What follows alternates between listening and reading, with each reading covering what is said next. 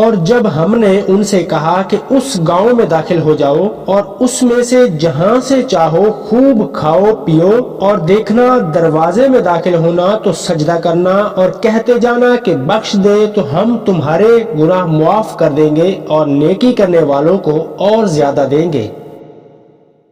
تو جو ظالم تھے انہوں نے اس لفظ کو جس کا ان کو حکم دیا گیا تھا بدل کر اس کی جگہ اور لفظ کہنا شروع کر دیا، بس ہم نے ان ظالموں پر آسمان سے عذاب نازل کیا کیونکہ وہ نافرمانیاں کیے جا رہے تھے۔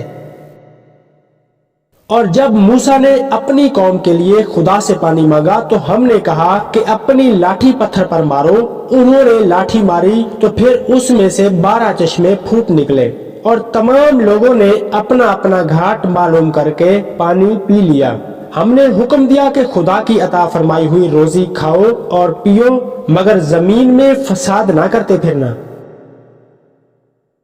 اور جب تم نے کہا کہ موسیٰ ہم سے ایک ہی کھانے پر صبر نہیں ہو سکتا تو اپنے پروردگار سے دعا کیجئے کہ ترکاری، ککڑی، گیہوں اور مسور اور پیاز وغیرہ جو نباتات زمین سے اگتی ہیں ہمارے لیے پیدا کر دے۔ انہوں نے کہا کہ بھلا عمدہ چیزیں چھوڑ کر ان کے عوض ناقص چیزیں کیوں چاہتے ہو؟ اگر یہی چیزیں مطلوب ہیں تو کسی شہر میں جا اترو، وہاں جو مانگتے ہو مل جائے گا۔ اور آخر کار ذلت اور محتاجی ان سے چمٹا دی گئی، اور وہ اللہ کے غضب میں گرفتار ہو گئے کہ وہ اللہ کی آیتوں سے انکار کرتے تھے اور اس کے نبیوں کو ناحق قتل کر دیتے تھے، یعنی یہ اس لیے کہ نافرمانی کیے جاتے اور حد سے بڑھ جاتے تھے۔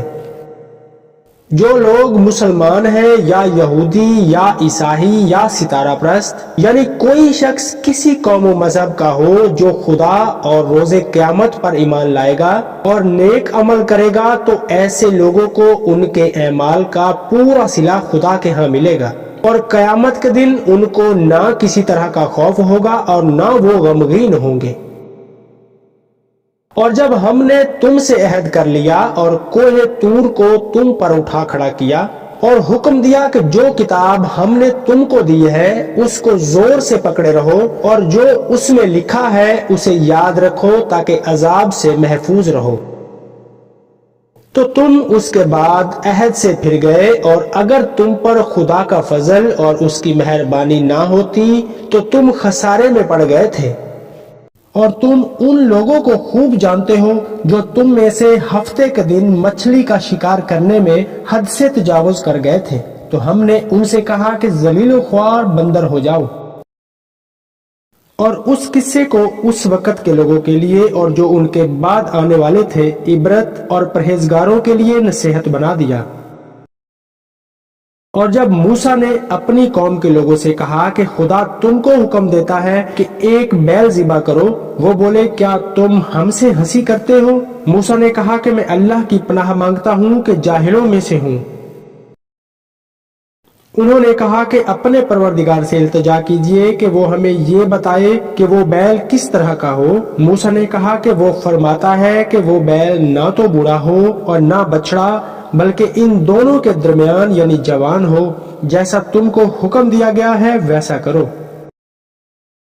انہوں نے کہا کہ اپنے پروردگار سے درخواست کیجئے کہ ہم کو یہ بھی بتائے کہ اس کا رنگ کیسا ہو۔ موسیٰ نے کہا کہ پروردگار فرماتا ہے کہ اس کا رنگ گہرا زرد ہو کہ دیکھنے والوں کے دل کو خوش کر دیتا ہو۔ انہوں نے کہا آپ کے پروردگار سے پھر درخواست کیجئے کہ ہم کو بتا دے کہ وہ اور کس کس طرح کا ہو، کیونکہ بہت سے بیل ہمیں ایک دوسرے کے مشابہ معلوم ہوتے ہیں، پھر خدا نے چاہا تو ہمیں ٹھیک بات معلوم ہو جائے گی۔